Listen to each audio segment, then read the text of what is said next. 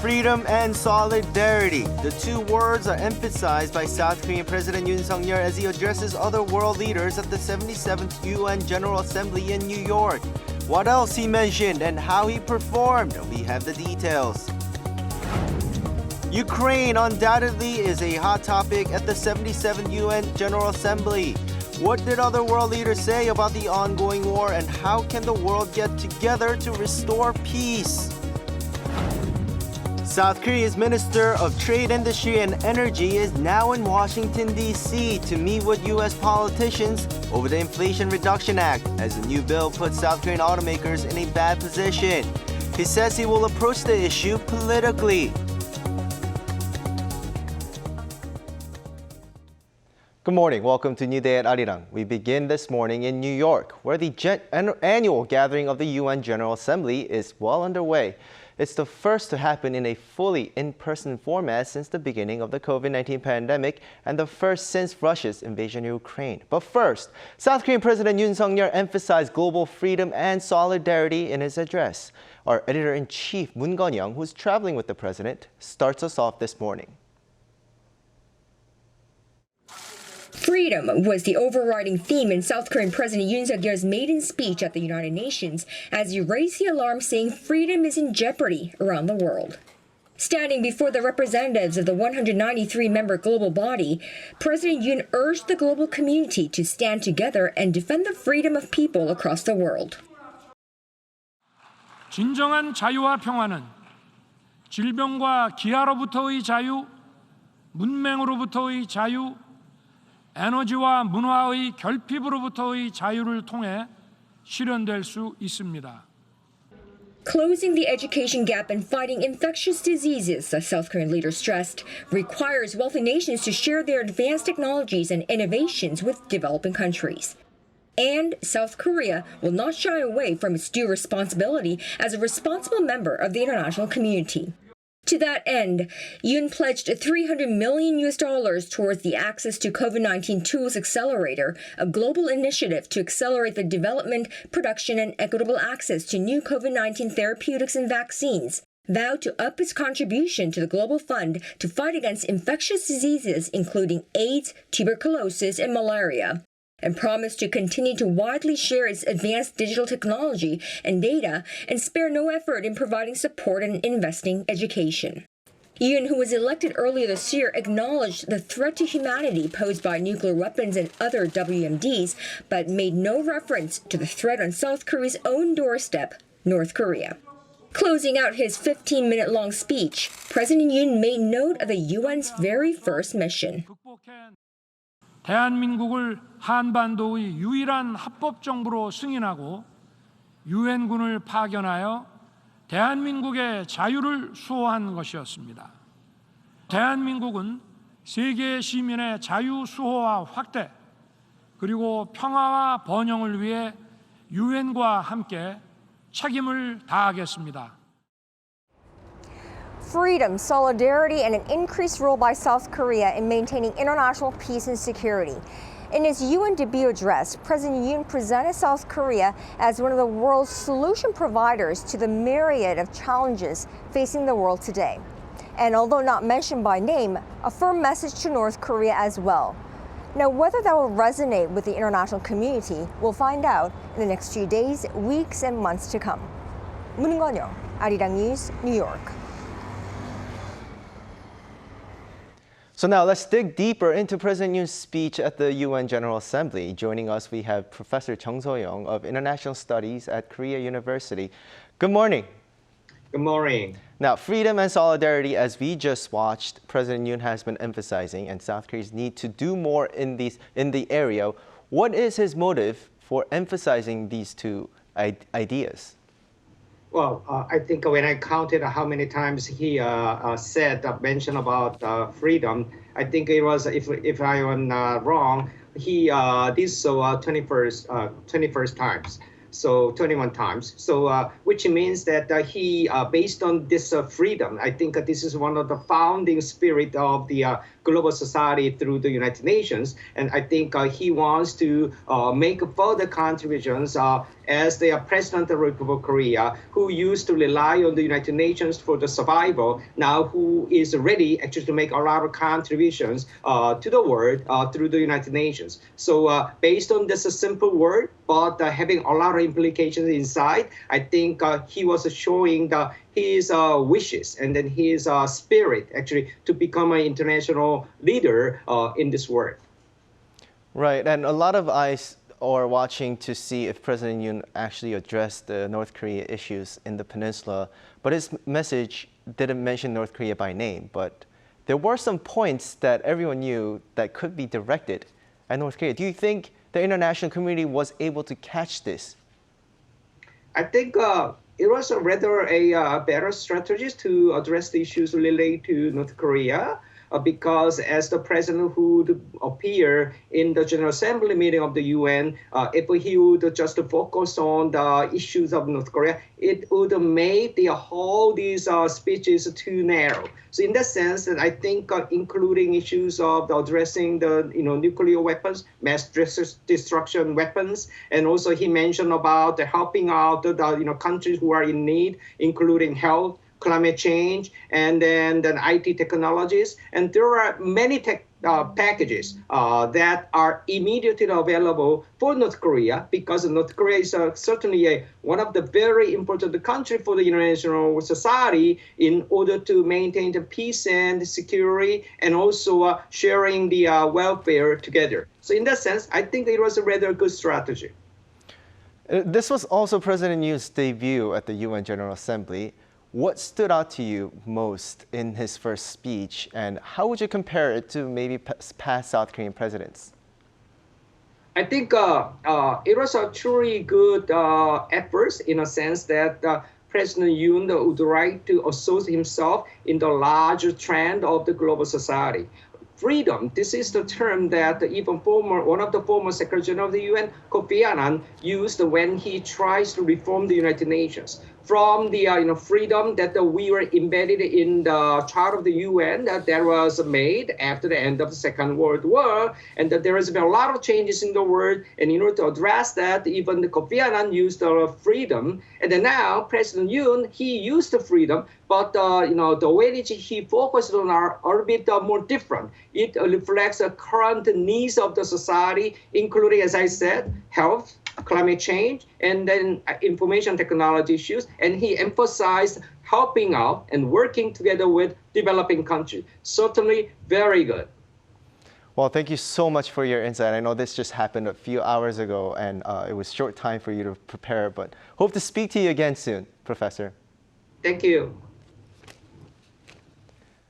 Now, the war in Ukraine and other mounting global issues top the agenda for 150 heads of state and government attending the UN General Assembly in New York. Our Kim Yo-sun gives a recap of some of the remarks made by world leaders on the first day of 77th session. In a wide-ranging address to the UN General Assembly, the UN chief reiterated the need for developed countries to impose an extra tax on the profits of fossil fuel firms.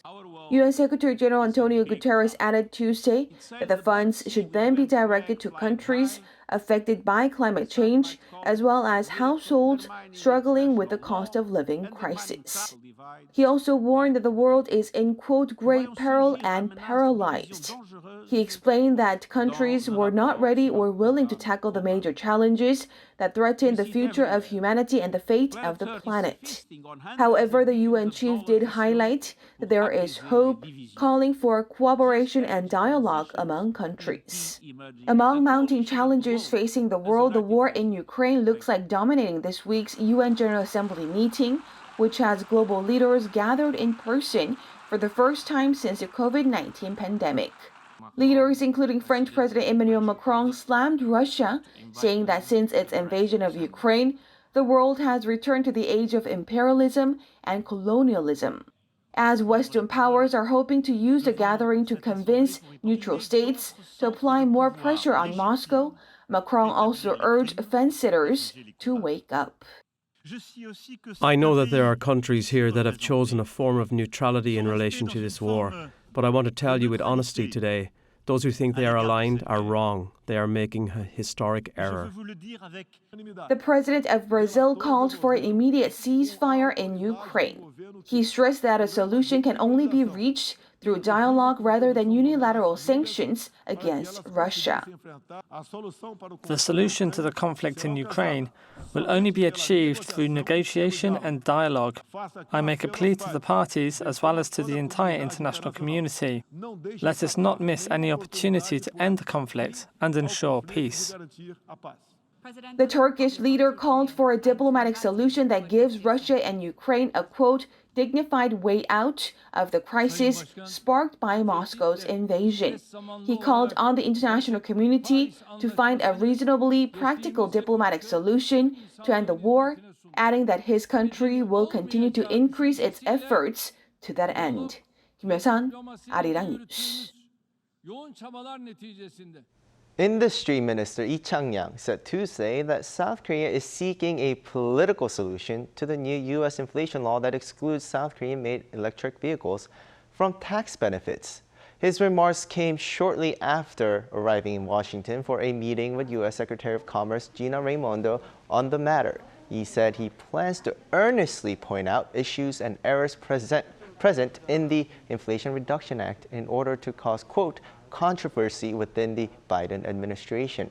Seoul has repeatedly pointed out that the new law may violate the free trade agreement between the two countries, which guarantees products from each country receive the same treatment as domestic goods.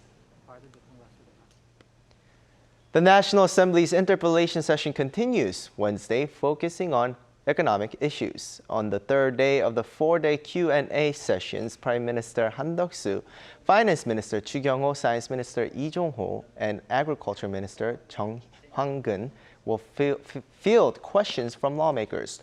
Topics on the agenda include the new U.S. Inflation Reduction Bill and its consequences for South Korean EV makers and the economic crisis driven by high inflation. Lawmakers will also be asking officials about issues including government measures to address the housing market and the country's low fertility rate. Thursday's final session will focus on education, society, and culture. Local health authorities are reportedly considering lifting outdoor mask requirements for events hosting more than 50 people. Intentions to this end were shared at a related briefing on Tuesday with officials acknowledging that the risk of infection outdoors remains relatively low. Also, the mandatory PCR screening within 24 hours upon arrival into the country may be scrapped. South Korea reported over 47,900 new COVID-19 infections, the lowest Tuesday tally in 10 weeks. 24 patients lost their lives over the past 24 hours. 497 are in critical care. South Korea will begin administering free seasonal flu shots from Wednesday at some 20,000 hospitals and medical facilities nationwide. Those considered high risk will be eligible first, including pregnant women and seniors over the age of 65. And children aged 6 months through 13 years old who have either not been vaccinated before or previously only received a single shot are recommended to have 2 doses and are eligible from Wednesday. Those in the same age group that only need 1 shot will be able to receive it from October 5th. The inoculation campaign comes as the Korea Disease Control and Prevention Agency is strengthening influenza prevention and management schemes amid growing concerns of a twindemic. The South Korean Army held a large-scale exercise. Different types of weapon systems were involved, including K2 tanks and K9 howitzers. Hundreds of troops were deployed as well. Peunji takes us a closer look to the action. South Korea's K2 Black Panther tanks fired toward their targets up a mountain to practice destroying enemy territory. The South Korean Army held a large-scale training on Tuesday, the largest live-fire maneuver exercise in 4 years.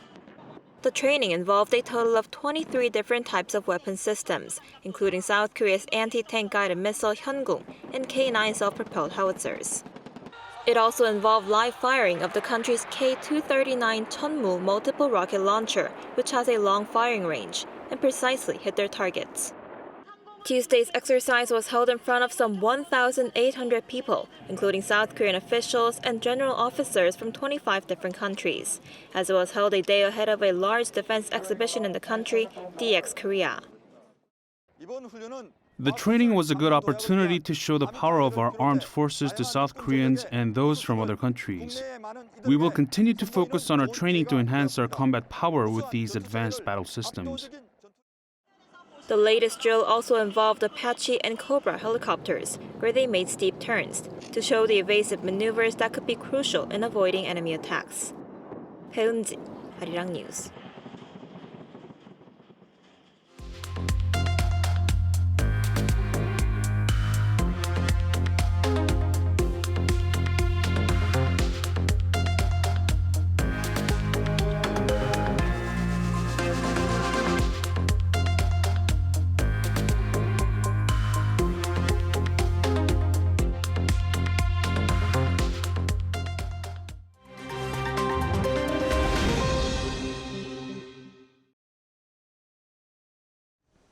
For a look at the news from around the world, we now turn to our Matthew Ashley, standing by at the Arirang newsroom. Good morning. Good morning to you, Do-yeon. Now let's start in the Caribbean, as Hurricane Fiona has caused widespread damage to the region. Well, that's right. The storm has been making its way across the Caribbean since Sunday and has killed at least 5 people. Now, damage reports from Tuesday show that over 80% of Puerto Rico's 3.1 million residents are without power, and around a quarter of the population have had their water cut. Now, the Dominican Republic is also seeing blackouts for 700,000 homes and businesses, while more than 1 million people have no running water. 12,000 people there have been displaced, 3,000 homes have been damaged, and 4 bridges have also collapsed. The devastation comes amid flooding and landslides triggered by up to 760 millimeters of rain across both Puerto Rico and the Dominican Republic. Meanwhile, Fiona has since grown into a more powerful Category 3 storm with continuous wind speeds of up to 185 kilometers per hour. It is forecast to intensify over the next few days and is now affecting the Turks and Caicos Islands. At least 3 people have been killed in Iran amid nationwide protests against the country's strict morality laws. Tuesday marked the 4th day of protests over the death of 22-year-old Mahsa Amini, who died after being detained by Iran's morality police for not dressing appropriately. After being sent to a guidance center, she collapsed into a 3-day coma and died on Friday. Rallies in Iran have seen women burning their headscarves in protest and have led to a heavy response by security forces. Now, 3 deaths at the protests were confirmed by a regional governor who claimed they were killed by anti-establishment elements. However, a Kurdish rights group says that 5 people were killed after security forces opened fire on protesters. Now, a murder conviction from 2000 has been overturned by a U.S. judge after the case received renewed attention. Now, Adnan Syed was sentenced to life in prison for the 1999 murder of his ex-girlfriend, Hae-Min Lee, in Baltimore. But prosecutors asked for the conviction to be annulled after a year-long review revealed that 2 other suspects had not previously been ruled out. Renewed interest in the case was sparked by a widely popular podcast episode that called his verdict into question. Now, the overturning, however, does not prove Syed's innocence. Instead, the judge on Monday ordered a new trial and released the 41-year-old into home detention. And finally, after cancelling its 2022 broadcast, the Golden Globes is set to return.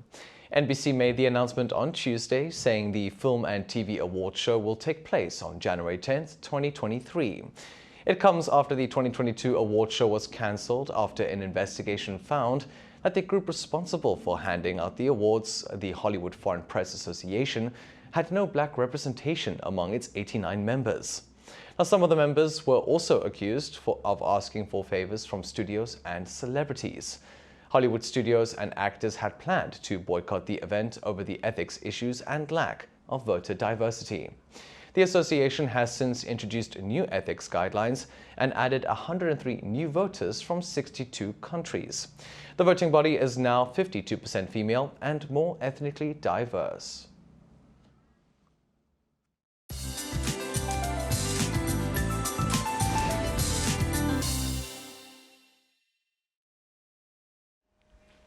Good morning. I'm Lee Ji-hyun with the latest weather updates. While autumn is well underway, it was a crisp and fresh start to the day. Morning temperatures in the capital are about 3 degrees lower than the same time yesterday. Then highs will reach similar to what we saw on Tuesday. Well, Daegwallyeong in Gangwon-do province saw lows dipping below 5 degrees Celsius this morning. In fact, mountainous regions could see season's first frost this morning. Meanwhile, gaps between lows and highs will be more than 10 degrees Celsius in most parts of the country, so please dress accordingly to avoid catching a cold. Sunny skies will dominate nationwide with strong UV rays to beam down, with the south coast seeing very high UV rays during the day today, so have your sun protection gear handy. Then daily highs will go up to similar to slightly higher than yesterday. Most areas seeing highs of 24 to 25 degrees Celsius this afternoon. So we can look forward to some fine weather to go for an afternoon walk today. Pleasant weather is in the forecast for tomorrow as well. That morning rain is in store for central parts of the country on Friday. With that in mind, here's a look at the weather conditions around the globe.